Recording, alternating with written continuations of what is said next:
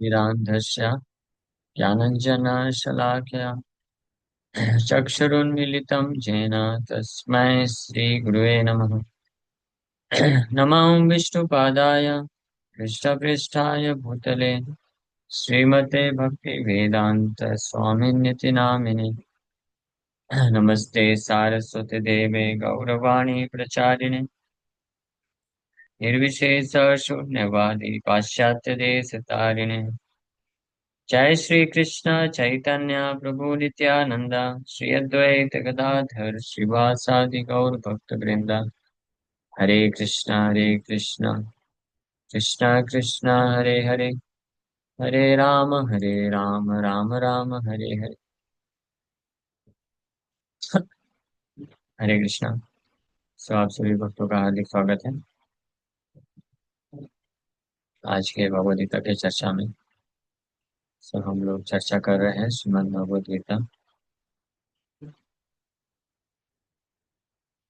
Chapter 2 text 38।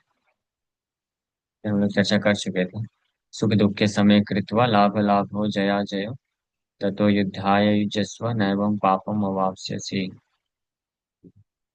सो अगर सुख दुख लाभ हानि जय और पराजय इस पे विचार किए बिना अर्जुन आप इस युद्ध को बस कर जाओ as a matter of duty समझ करके, तो आप निश्चित रूप में आप पाप नहीं प्राप्त करोगे। You will become liberated. इसमें प्रभुपाद जी तात्पर्य में भागवत से श्लोक कोट कर रहे हैं। देवार्षि भूताप्त नृणाम पितॄणाम न किंकरो नायम ऋणी च राजन सर्वात्मना यह शरणम शरण्यम गतो मुकुंदम परिहृत्य कर्तुम। इसका तात्पर्य हम लोग पढ़े थे क्या?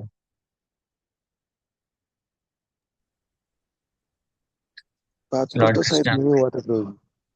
तात्पर्य नहीं पढ़े थे ना? नहीं, मुकुंद मतलब। हाँ, नहीं वो नहीं हुआ, उसके पहले पूरा हो गया। हाँ, इस श्लोक का बस थोड़ा व्याख्या किया था, तात्पर्य पढ़ना बचा हुआ है। तो do thou fight for the sake of fighting without considering happiness or distress, loss or gain, victory or defeat, or by so doing you shall never incur sin। कि आप युद्ध करने के लिए for the sake of fighting means युद्ध को कर्तव्य मान करके युद्ध करिए बिना सुख दुख लाभ हानि जय पराजय पे विचार करते हुए। तो कोई बोलेगा ऐसा कैसे पॉसिबल है कि सुख दुख लाभ हानि जय विजय विजय पे विचार ना करें। तो ये तभी पॉसिबल है जब कोई व्यक्ति समझेगा कि ये जो सुख दुख लाभ हानि जय विजय ये टेम्परेरी है। अ, ये अगर मिल भी गया सुख लाभ और विजय तो ये टेम्परेरी चला जाएगा, और अगर दुख हानि और पराजय मिल भी गई तो ये भी टेम्परेरी है, चली जाएगी। तो इसलिए इसके ऊपर विचार करके समथिंग विच इज टेम्परेरी उसको मेन अपना लक्ष्य मानते हुए अगर कोई करेगा फाइटिंग तो फिर सही नहीं है। उसको ध्यान में ना देते हुए for the sake of fighting ये जानते हुए कि इससे मुझे मेन मुख्य क्या वस्तु प्राप्त होने वाली है। स्पेशली अगर कृष्ण भावनामृत में देखें तो भौतिक सुख दुख लाभ हानि और जय पराजय के ऊपर विचार किए बिना जो भक्त अपने कृष्ण कॉन्शियस ड्यूटीज को कर्तव्य को करता चला जाता है तो जो अल्टीमेट गेन है स्वार्थ गतिम ही विष्णु वो प्राप्त कर लेता है। अगर वो मिल गया तो फिर बाकी टेम्परेरी जो लाभ हानि सुख दुख जय पराजय उसका क्या ही फर्क पड़ता है। It doesn't matter. इससे संबंधित गौड़ी मठ में एक बार कुछ शिष्य लोग जो बड़ी ईमानदारी से श्रील भक्तिवेदांत सरस्वती ठाकुर प्रभुपाद के आदेशों का पालन करते हुए सेवा में लगे हुए थे। तो वो एक बार कंप्लेन किए आके कि एक फलाना फलाना शिष्य है जो भौतिक भावना से प्रेरित होकर के अपने खुद को स्वार्थ को पूरा करने के लिए खुद मास्टर स्वामी बनना चाहता है और कंट्रोल करना चाहता है। और इसलिए वो जो है गौड़ी मठ में है और इसलिए सेवा कर रहा है। तो ये पॉइंट आउट करना चाहते थे बस। उनका उद्देश्य कंप्लेन का वैसा नहीं था। हाँ, तो ये पॉइंट आउट करना चाहते थे। वो खुद तो बड़ा अच्छे से ईमानदारी से कर रहे थे, कोई बिना आसक्ति रखे गुरु महाराज के आदेशों का पालन करते हुए। लेकिन कोई एक और शिष्य था जो इस प्रकार से नहीं कर रहा था। तो श्रील भक्तिवेदांत ठाकुर प्रभुपाद उनको यही आ, चीज बोलते हैं, सेम, है ना। वो बोलते हैं कि you serve your spiritual master and Krishna selflessly and go back home, back to Godhead, attain the real benefit of selflessly serving the Lord, and let Him just enjoy this worldly pleasure of controlling these buildings, uh, and this material energy. तो भक्ति महाराज जी बोलते हैं कि आप लोग जैसा सेवा कर रहे हैं निस्वार्थ भाव से, आप वैसा अपने गुरु की और कृष्ण की निस्वार्थ भाव से सेवा करते जाइए। और जो वास्तविक लाभ है कृष्ण को प्राप्त करिए, कृष्ण के धाम जाइए। और वो जो फलाना फलाना शिष्य है जिसके बारे में आप बता रहे हैं, तो उसको अगर इच्छा है ये भौतिक संसार में रहने का तो उसको करने दीजिए कंट्रोल। वो क्या करेगा अब इस, ये गौड़ी मठ को कंट्रोल नहीं कर सकता। वो तो बिल्डिंग, कुछ बिल्डिंग कंट्रोल करेगा। वो बोलेगा कि ये मेरा है, मैं यहाँ का, हाँ, यहाँ का अधिकारी मैं हूँ, ये करूँगा। तो उसको करने दीजिए। इसका मतलब श्रील भक्तिवेदांत ठाकुर प्रभुपाद बताना चाह रहे थे कि मुझे मालूम है, don't think I am ignorant, ऐसा मत सोचो कि मुझे पता नहीं है। मुझे मालूम है कि कौन भक्त कौन शिष्य किस भाव से कर रहा है ना। तो इसलिए आप आप उसमें मत पड़ो, आप अपना सेवा निस्वार्थ भाव से करो। तो कभी कभी ऐसा पाया जाता है कि भक्त समाज में भी भक्त लोग जो निस्वार्थ भाव से सेवा करते हैं तो कभी कभी थोड़ा विचलित हो जाते हैं ये देख करके कि जो ऐसे कोई कुछ भक्त होते हैं जो निस्वार्थ भाव से नहीं करते हैं, अपना खुद का बनाने के लिए करते हैं। कुछ लोग अपना धन, इस्कॉन में आते हैं सेवा करते हैं, लेकिन खुद धन बनाने के लिए करते हैं। खुद के जो सगे संबंधी होते हैं उनको अच्छी पदवी में लाने के लिए करते हैं, या खुद के फॉलोवर बढ़ाने के लिए करते हैं, अनेकों प्रकार के भौतिक लाभ प्राप्त करने के लिए करते हैं। और वो इसमें सक्सेसफुल होते चले जाते हैं। हाँ, तो कभी कभी जो निस्वार्थ भाव से सेवा करने वाले भक्त होते हैं तो उनको ये ऐसा लगने लग जाता है, देखो वो तो अपना सब कुछ बनाते जा रहे हैं, बनाते जा रहे हैं मस्त, और हम लोग क्या कर रहे हैं, निस्वार्थ भाव से कर रहे हैं, हमको क्या मिल रहा है। बल्कि हम जैसे भक्तों को तो दबा दिया जाता है, ऐसे कर दिया जाता है। तो ऐसे इस प्रकार की भावना कभी कभी आ जाती है। लेकिन हमेशा ऐसे भक्तों को ध्यान रखना चाहिए कि अगर हमारे द्वारा जो भी निस्वार्थ भाव से सेवा अर्पण की जाती है गुरु और कृष्ण की प्रसन्नता के लिए, तो गुरु और कृष्ण उसको हमेशा रिकॉग्नाइज करते हैं। और उसका उसका जो वास्तविक लाभ है, वो आध्यात्मिक जगत प्राप्त करना, कृष्ण के चरण कमल में आश्रय प्राप्त करना, वो प्राप्त हो जाता है। और जो लोग जो है भक्ति के नाम पे या सेवा के नाम पे केवल भौतिक लाभ को ही प्राप्त करना चाहते हैं, तो वो इसी भौतिक लाभ को तो प्राप्त कर लेंगे, लेकिन इसी संसार में फंसे रह जाते हैं, फिर वापस से जन्म लेते हैं, फिर इस प्रकार के अनेकों प्रकार के जो कष्ट है उसमें से होके जाते रहते हैं। तो ये भी एक शिक्षा है, सुख दुखे समय कृत्वा लाभ लाभ हो जया जयो युद्धाय युजस्व। ये आपको, ये जो भौतिक सुख और दुख है, चाहे सुख है, भौतिक सुख की कामना से प्रभावित होकर के सेवा नहीं करना चाहिए, और न ही भौतिक दुख आने से सेवा को रोक देना चाहिए। हाँ, ये दोनों चीज टेम्परेरी है। ये दोनों चीज को टेम्परेरी जानते हुए भक्त जो है वो केवल एक इस बात पे फोकस करता है, for the sake of fighting, for the sake of serving, भगवान का, गुरु और कृष्ण का सेवा करने के लिए सेवा करता है। उससे कुछ भौतिक सुख दुख लाभ हानि या जय विजय प्राप्त करने के लिए नहीं करता है। तो फिर कभी वो इस भौतिक बंधन में नहीं फंसता है। So Lord Krishna now directly says that Arjuna should fight for the sake of fighting. Uh, for the sake of fighting, because Krishna is wanting this fight to happen. तो कृष्ण चाहते हैं अर्जुन को कि तुम अर्जुन फाइट करो बस, दैट्स ऑल। उसी प्रकार से गुरु और कृष्ण हमसे चाहते हैं कि हम बस सेवा करें, भगवत भजन में लगे रहें, सेवा में लगे रहें। ये है उनका डिजायर है। हाँ, तो हमको फिर ये विचार नहीं करना चाहिए ज्यादा, loss, personal profit and loss. आप अपने व्यक्तिगत सुख दुख और लाभ हानि जय विजय पे विचार नहीं करना चाहिए। हाँ, कृष्ण का सुख दुख, हाँ, कृष्ण का मिशन का, प्रभुपाद का, इस्कॉन का सुख दुख लाभ हानि जय विजय, इस पे विचार करते हुए करना चाहिए।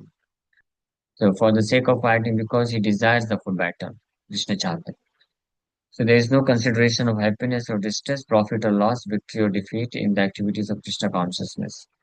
कृष्ण भावना भावित जो है, उसके लिए ये सब कंसिडरेशन नहीं रहता है. अपना खुद का सुख दुख, लाभ हानि, जय विजय, वो that everything should be performed for the sake of Krishna is transcendental consciousness, so there is no reaction to material activities. हाँ, तो केवल Krishna, for the sake of Krishna, Krishna के लिए, या गुरु के लिए, या मिशन के लिए, इस्कॉन के लिए, इस भावना से प्रेरित होकर के जो कार्य करता है, वो दिव्य चेतना में स्थित है व्यक्ति. और फिर उस प्रकार से कार्य करने में उसके कोई भी कार्य का कोई उसका रिएक्शन नहीं लेना पड़ेगा. That mean he is liberated. वो इसी भौतिक जगत में, इसी भौतिक शरीर में रहते हुए ऑलरेडी लिबरेटेड है. यह यस्य हरेर्दास्य कर्मणा मनसा गिरा निखिला स्वप्य अवस्थासु जीवन मुक्त स उच्यते.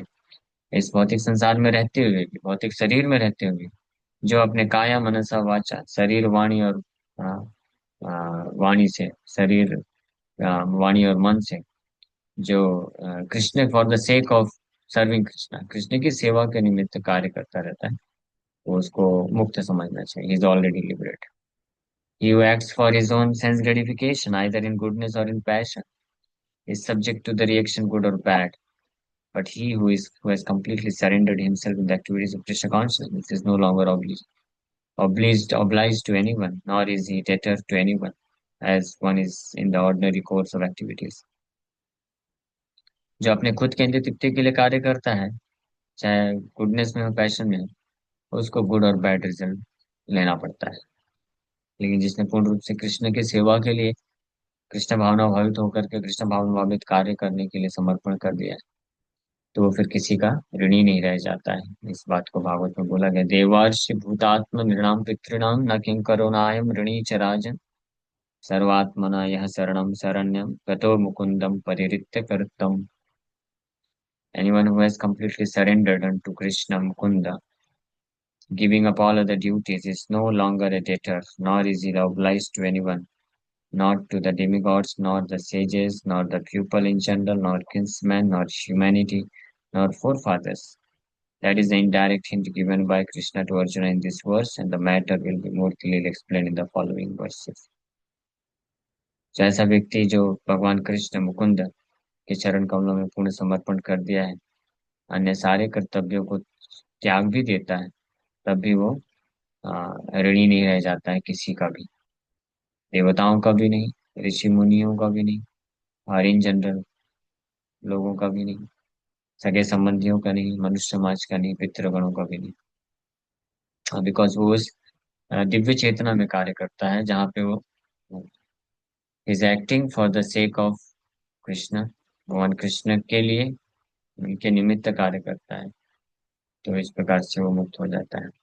इसको, इसी बात को यहाँ पे हिंट किया जा रहा है भगवान कृष्ण के द्वारा, और इसी को आगे और विस्तार से बताया जाएगा. तो ये जो टेक्स्ट 38 है, इसके पहले तो भगवान, अगर आप ध्यान से इस सेक्शन, श्लोक संख्या 31 से लेकर के 38 तक ध्यान से विचार करेंगे, तो भगवान 31 नंबर श्लोक से तो फोकस करते जा रहे थे अर्जुन के लाभ के ऊपर, है ना. लेकिन फिर धीरे धीरे अर्जुन को, वो है कर्मकांड. हाँ, तो वहां से निकाल करके 38 में हिंट कर दिए कि अपने बारे में मत सोचो, छोड़ दो, मैं चाहता हूँ युद्ध करो इसलिए करो तुम, ठीक है अर्जुन, ये हिंट कर दिए. भले अभी इस श्लोक में हम बोले नहीं डायरेक्टली कि मैं चाहता हूँ इसलिए करो, तो प्रभुपाद जी की कृपा से हमको पता चल गया कि यहाँ पे because he desires the better, Prabhupada ji पहले लाइन में लिख दिए, because he desires the better. श्लोक में भगवान जो इनडायरेक्टली इस चीज को हिंट कर रहे हैं. हाँ, कि सुख दुख, लाभ अलाभ, जय विजय, इस पे विचार मत करो, बस for the sake of fighting युद्ध करो.